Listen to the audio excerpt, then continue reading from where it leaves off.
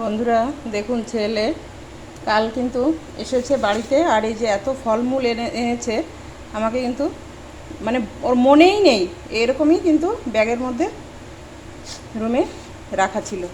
তো দেখুন, আমি এখন গেলাম ওখানে, বলছি ব্যাগটাই কি, মানে ভিতরের রুমেও না, সামনের রুমেই ছিল, কিন্তু আমি কিন্তু এতটাও খেয়াল করিনি আর সেভাবে দেখিও নি যে ব্যাগের মধ্যে কী আছে। ঘরে এত জিনিসপত্র থাকে।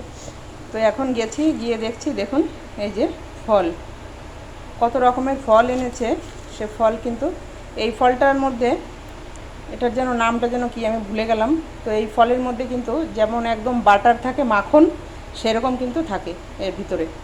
কাটলে একটা মোটা খোসা, তার ভিতরে কিন্তু একদম কালারটাও মাখনের মতো, আর যে ভিতরের যে শ্বাসটা থাকে সেটা কিন্তু একদমই মাখনের মতো হয়।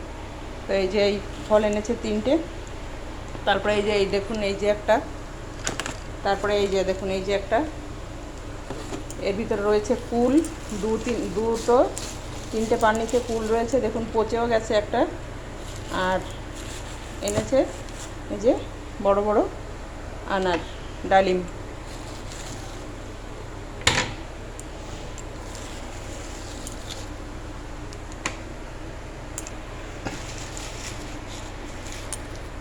এই যে কুলের প্যাকেট এরকম করে দিচ্ছে। আর এই যে এর মধ্যে তো একটা পচেছে ফল, সমস্ত সব ধুতে হবে, ধুয়ে পরিষ্কার করে তারপরে রাখতে হবে। তো এতগুলো ফল, হ্যাঁ, কালকে দেখলে যেটা নষ্ট ছিল সেটা বের করে ফেলে দিলে আর একটাতে লাগতো না। এই একটা ফল পচে এই ফলের মধ্যে সব লেগে গেছে। তো এগুলো আমি এখন ধুয়ে নিয়ে রাখবো। আর এই প্যাকেটের মধ্যে জানি না পচা টচা আছে নাকি। হ্যাঁ, এই তো একটা, কত দূর থেকে আসে, এগুলো সব হচ্ছে বিদেশি ফল, আমাদের দেশে তো এগুলো হয় না, তো বাইরের থেকেই আসে। তো সেই ফলগুলো একটু দেখে শুনে নিতেও হয়, এবং আনার সঙ্গে সঙ্গে বেশ ভালো করে বের করে ফ্রিজে রেখে দিলে কিন্তু নষ্ট হতো না। ছেলেপেলেরা কী করবে, বৌমাও দেখেনি, আর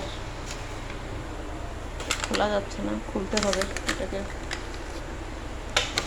আর এই এনেছিল মিষ্টির প্যাকেট, তো মিষ্টিটা দিয়েছে সকলকে, কালকে বের করে দেখিয়েছে। এই যে দইওয়ালা থেকে এনেছে, আমাদের এখানের কোটব্লারের সিটির স্পেশাল দোকান দইওয়ালা। তো এটা সব বাইরে থেকে মিষ্টি আসে ওখানে। দেখছি কি কি আছে মিষ্টি। তো এই দেখুন, বিভিন্ন রকমের মিষ্টি ছিল এটার মধ্যে।